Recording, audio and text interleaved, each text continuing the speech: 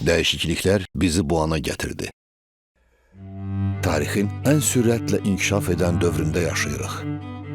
Kreativliyi və texnologiya heç vaxt bu qədər yaxın olmamışdı.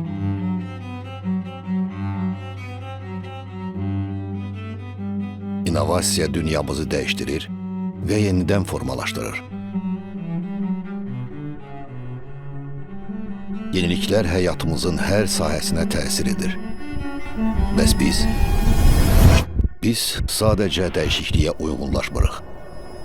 Biz dəyişimin özüyük.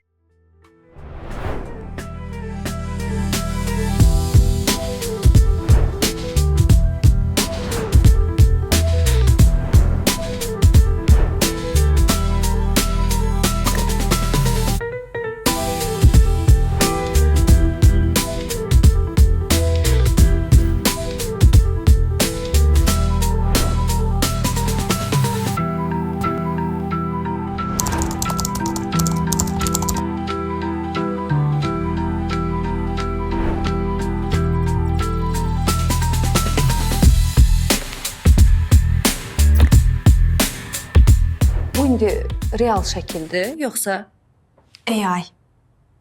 əlbəttə ki, real çəkilişdir.